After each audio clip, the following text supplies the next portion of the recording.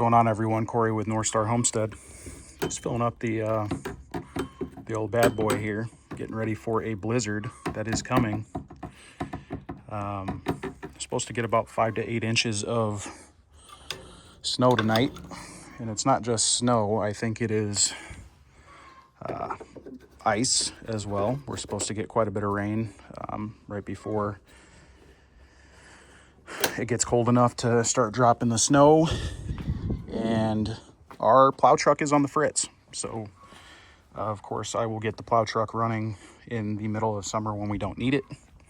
So in the meantime, I have this guy, which has been great for us so far this year. We haven't had a ton of snow, but she's done the job, and I think this year we will look at getting a snow bucket for this, just in case the plow truck continues to have problems and we need to transition over to this full time.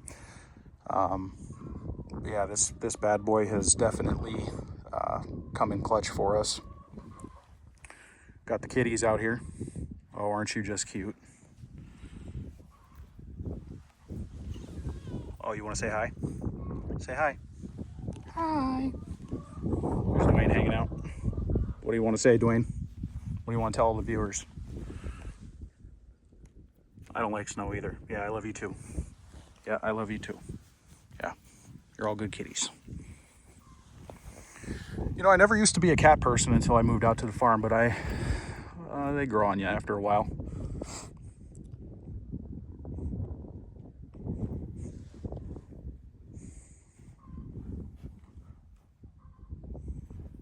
Oh, who's gonna win? Who's gonna win? Well, how we doing? Dwayne showing the youngsters which way is up, I guess. Okay. Let's go say hello to the chickens. Hello, chickens. Hello, chickens. How we doing? Everybody's hanging out, all in the same place, same time, same channel.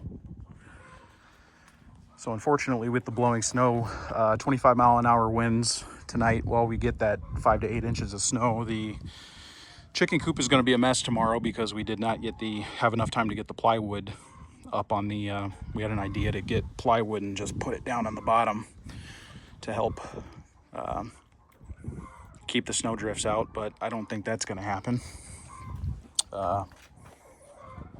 You know, it's always a next year project, unfortunately. So we got a lot done last year. Could have been better, but we got a lot done with how busy our schedules are. Now this bad boy, 2024 bad boy 4035CH that I picked up from my bad boy dealer over across the border in Wisconsin. They treated me really well. We have a bad boy mower that we bought too that definitely helps us get this grass mowed really fast in the summertime to help save time.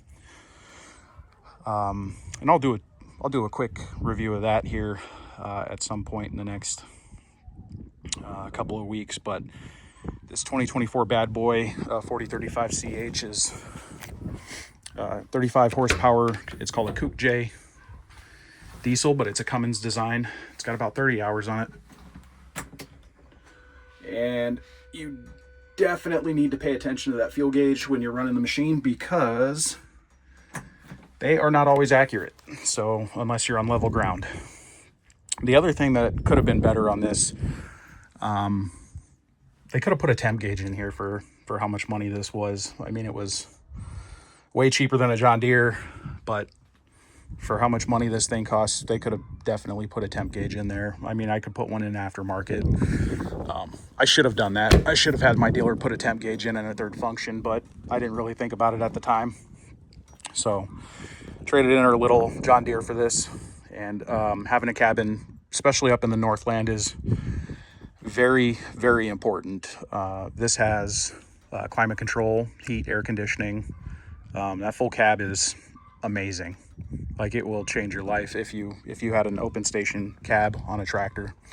So what we fill up with are our fuel tanks that we picked up from our local co-op when we first bought the farm. So we don't have them hardwired, obviously. I run an extension cord out, and it powers up that electric fuel pump here.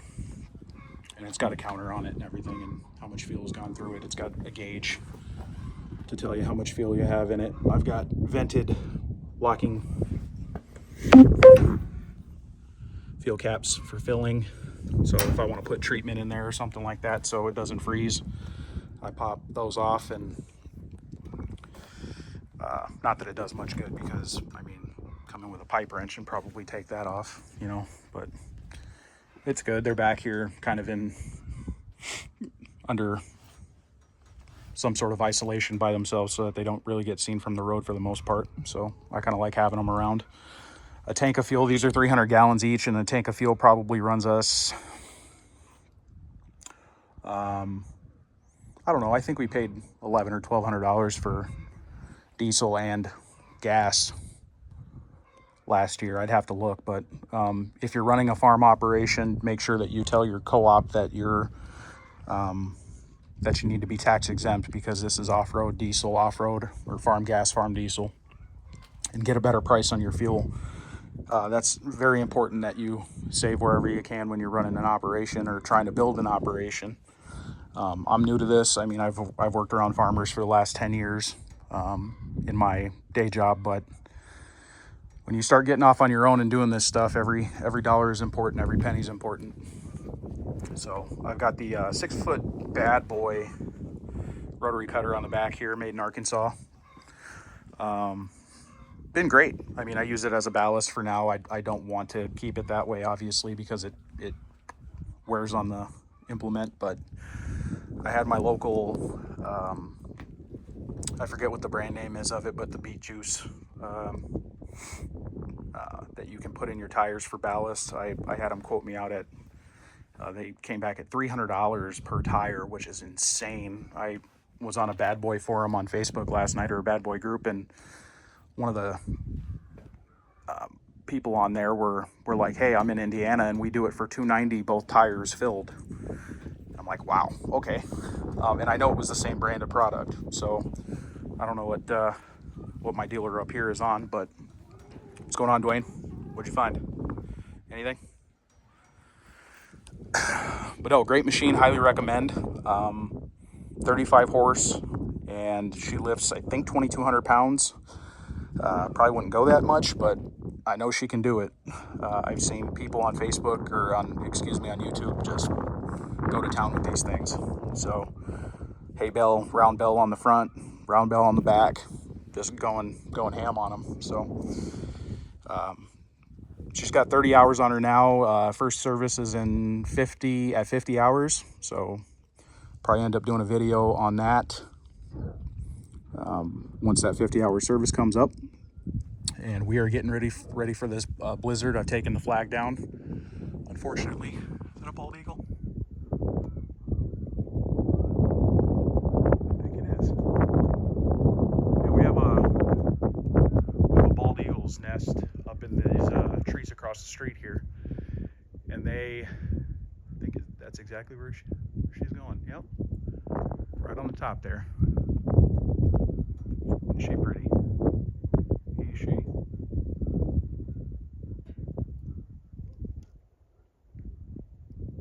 Beautiful. I love having this wildlife around us that you don't normally get when you're in a populated area. So, not looking forward to the crazy snow we're about to get, but the weather going forward will be, I think, 50s next week and pushing 60 into the couple days after that. So spring is coming, slowly but surely, and I'm excited for that. So if you haven't already, please share the video, like, subscribe. I'm trying to get to 100 subscribers by the end of March, if possible. I think we can hit that. It's a pretty good goal. And we're gonna keep coming at you with some good videos for spring into summer, and let you know how everything's going. My wife ordered more chickens, from the local hatchery. We did not go through Tractor Supply or any of the big hatcheries because of the bird flu stuff, and she didn't want to take a chance. So we ordered more chickens, and we also heard that the Department of Agriculture went into some bigger operations down in Missouri and killed, I think, 4 million birds. Could be wrong, because they tested positive for bird flu. So 4 million more birds are are not producing. So important to be self-sustaining. We haven't had any issues, thank God, but our flock is pretty isolated and confined for that. So thankfully we're not affected. So I hope you all have a great day. We'll catch you in the next one. Hopefully it's soon. Talk to you soon. Bye.